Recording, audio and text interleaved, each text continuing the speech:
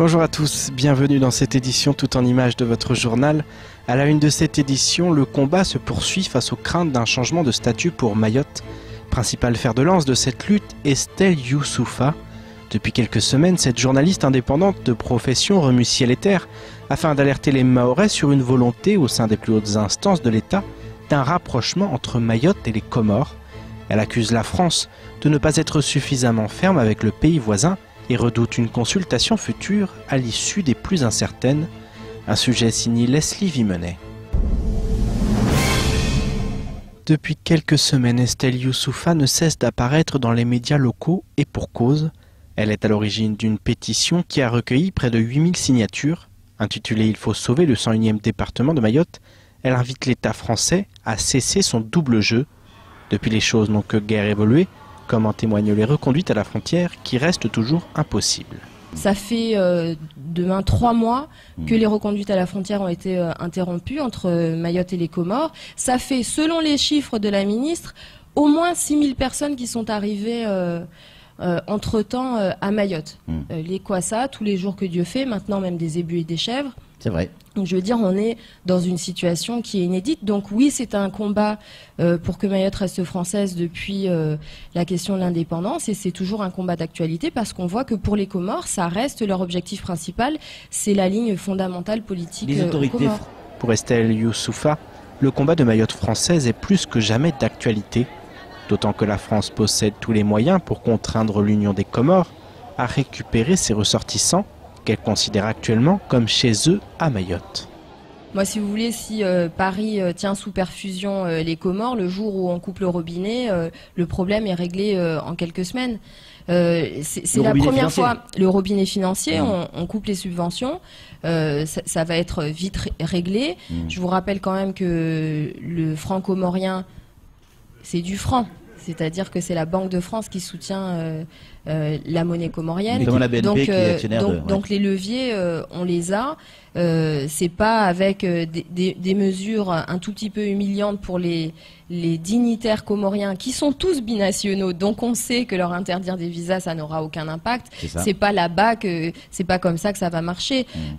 Si vous voulez, ce qui est affligeant dans cette situation, c'est le fait que Paris ménage Moroni aux dépens de Mayotte. Derrière ce conflit diplomatique qui n'a jamais été réglé, Estelle Youssoufa soulève la question d'une éventuelle consultation. En effet, selon elle, la France ne met pas les moyens suffisants sur le territoire, alors même que la situation y est dramatique pour tous ceux qui ont fait le choix de rester français pour être libres. Le plan qui a été annoncé, c'est 1,5 milliard d'argent qui avait déjà été programmé pour Mayotte. Il n'y a pas un euro neuf. Donc vous ne pouvez pas avoir le chef de l'État, le chef du gouvernement et la ministre qui, il y a quelques mois, quand ils arrivent aux affaires, disent la situation est catastrophique à Mayotte, l'État a manqué à tous ses devoirs et 6 mois après une mobilisation historique, avoir mais la montagne qui accouche d'une souris, avec un petit emballage médiatique d'annonces qui ne sont pas des annonces parce qu'en fait c'était déjà prévu, c'est-à-dire que l'effort de l'État est sous-dimensionné à Mayotte, qui reste sous-dimensionné, et que l'inertie à Mayotte devient criminelle. Elle est criminelle envers les personnes qui sont en situation irrégulière, et elle est irresponsable vis-à-vis des Mahorais. Mais elle sera lourde de conséquences au niveau de la souveraineté. Parce qu'aujourd'hui, quand vous avez la moitié de la population qui est d'origine comorienne, qui a une part de plus en plus importante des électeurs à Mayotte qui sont d'origine comorienne, on ne sait pas du tout quelle serait l'issue du vote. Qualifiée de dangereuse par certains et de successeur de Zénam d'errer par d'autres, Estelle Youssoufa ne lâche rien et continue de rester vigilante. Et une chose est sûre, son discours ne laisse personne indifférent.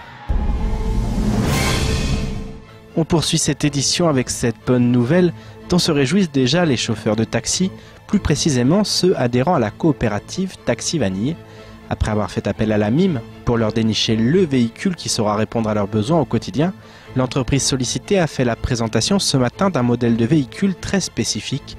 À en croire la réaction de certains taximens en découvrant leur futur outil de travail, l'objectif semble avoir été atteint. Les précisions avec Amina Ariti et Daniel Deraga-Koura. Doté d'un moteur de 125 chevaux avec 2 turbos, d'un coffre spacieux et de multiples options de confort, ce Nissan LV 300 de 9 places a tout pour ravir les membres de la coopérative Taxi Vanille. Il faut dire que pour répondre aux attentes des chauffeurs de taxi concernés, la MIM, partenaire privilégié de la coopérative, s'est pliée en 4. On est partenaire privilégié de la coopérative depuis l'annonce de sa création. Et l'objet était donc de faire venir un véhicule qui corresponde au cahier des charges des taxis, selon les informations qu'ils nous avaient données, et de les accompagner avec des offres personnalisées pour qu'ils puissent acquérir ce genre de véhicule. Donc on a fait venir ce véhicule-là qui est de notre gamme, donc le Nissan NV300, qui a été habillé du logo de la coopérative. Ce petit déjeuner de présentation a donc permis aux uns et aux autres de voir de plus près à quoi pourrait ressembler leur futur outil de travail. Mais au-delà des performances qu'ils proposent, l'acquisition de ce véhicule par les membres de la coopérative viendra consolider les efforts fournis depuis un long moment pour remettre de l'ordre dans la profession. C'est une bonne chose, surtout pour la profession, parce que depuis de longues années, nous tentons de nous organiser. Malheureusement, il y a toujours des petits couacs là. Donc aujourd'hui, c'est chose faite. On a pu créer, via la chambre de métier, on a pu créer la coopérative Taxivani, d'où l'idée aussi aujourd'hui qu'on a parlé, on a pu faire venir cet véhicule avec MIM comme échantillon. L'idéal serait donc que chacun des membres de la coopérative puisse se doter du modèle de véhicule présenté ce matin. En tout cas, la MIM, elle, se dit prête à faire des efforts sur les offres financières qu'elle propose. Mais en attendant l'acquisition des véhicules en question, tout est mis en œuvre pour valoriser et sécuriser l'activité des chauffeurs de taxi.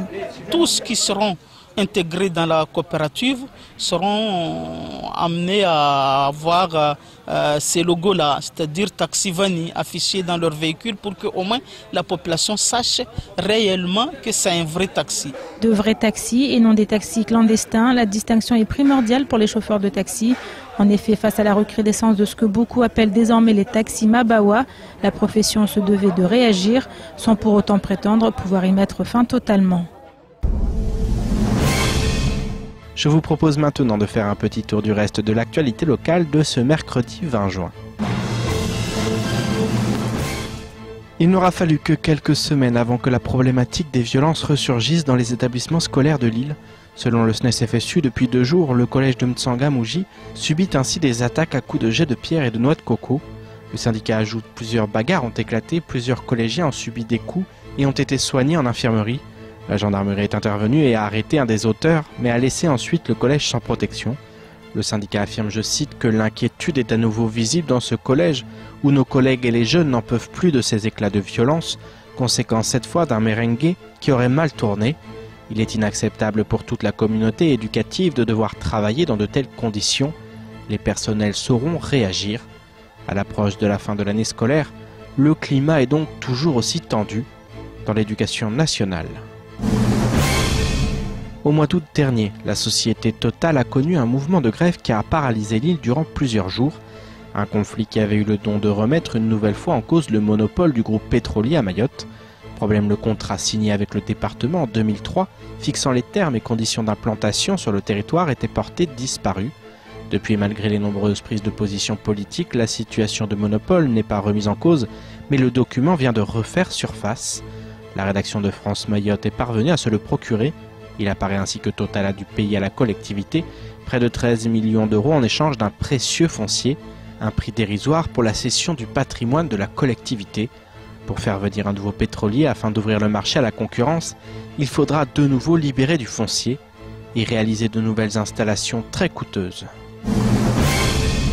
Le 11 juin dernier, à Paris, s'est tenue la commission du groupement des autorités responsables de transport, GART Outre-mer. Un congrès présidé par Mohamed Mouendji, vice-président au sein de la communauté d'agglomération d'Embeni Mamoudzou, accompagné notamment du premier vice-président Amdi Amada Jouaou, l'occasion de mettre en avant les projets de la CADEMA en matière de mobilité et de développement de transport. Étaient réunis des professionnels du transport urbain, interurbain et régional venus de plus de 66 pays. Une édition dédiée cette année au Move Green, la mobilité verte, avec la mise en vedette des innovations en lien avec l'énergie et l'environnement. La CADEMA a pu bénéficier de l'expérience et de l'expertise de l'ensemble des acteurs du transport public, des collectivités, en passant par les opérateurs ou bien encore les constructeurs. Elle a pu également débattre des orientations politiques sur l'avenir du secteur, notamment en Outre-mer. Et cette semaine rime avec épreuve pour nos candidats au baccalauréat 2018. Mais le baccalauréat, ce n'est pas uniquement l'année de terminale. En effet, les élèves de première générale ou technologique passent également des épreuves anticipées. Ce matin, nous sommes partis à leur rencontre afin de recueillir leurs impressions après l'épreuve des sciences. Car si pour eux rien n'est encore définitif, mieux vaut partir avec des points d'avance que des points de retard. Un sujet signé Noreza Hakim et Daniel Nderagakura. Ce matin, au lycée Younoussa Bamana à Mamoudzou se déroulaient des épreuves parmi les plus redoutées par les postulants du baccalauréat, les sciences. Les élèves de première L et ES ont dû plancher sur les épreuves anticipées afin d'accumuler des points pour l'année prochaine. J'ai choisi l'œil, mais comme il est tombé à la fin du sujet, donc ça m'a pas dérangé. On est tombé sur le rire en humanité, donc c'est quelque chose qui m'a plu. Donc, franchement, non. Moi, le bac de sciences s'est bien passé. Je pense que j'aurai une bonne note, j'espère. Pour moi, ça s'est un peu bien passé parce que je suis en première L et là c'était le bac de sciences. C'est pas une spécialité ni une chose qui est obligée, mais c'est juste pour pouvoir avoir des points pour l'année prochaine pour le bac.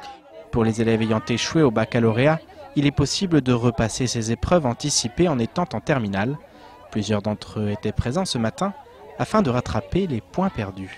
L'épreuve n'était pas difficile ni facile, donc c'était moyen, parce qu'il y avait nourrir l'humanité et l'énergie, donc j'ai un petit peu révisé. J'avais pas de prof cette année, parce que j'avais fait le bac en 2016, donc je le repasse, et du coup, ça va moyennement. Durant cette période d'examen, d'anciens élèves de première, aujourd'hui en terminale, viennent soutenir leurs camarades. Certains, comme Djihadi, témoignent de la difficulté de ces épreuves de sciences. Personnellement, pour l'épreuve de sciences, franchement, c'était dur. Parce que d'un côté, l'SVT, il y avait un moyen de s'en sortir parce qu'il y avait des trucs qu'on avait vus en cours, alors qu'en physique, déjà qu'on avait 1 heure de temps, pendant l'épreuve, on n'avait pas assez de temps. On avait plein de questions, environ 7 questions. En plus, c'était dur, c'était pas vu dans l'année. C'est pour ça que je peux confirmer que l'épreuve de sciences, c'était quand même dur. À l'issue de ces épreuves de sciences, les élèves de première sont officiellement en vacances. Pour les terminales, il reste encore quelques épreuves avant de connaître le verdict du premier tour, attendu le 2 juillet prochain. C'est ainsi que s'achève cette édition. Merci à vous de nous avoir suivis. Pour continuer à suivre l'actualité locale, rendez-vous sur notre site l'infocoesie.fr. Bonne soirée à tous et à demain dès 6h avec toute l'équipe de la matinale.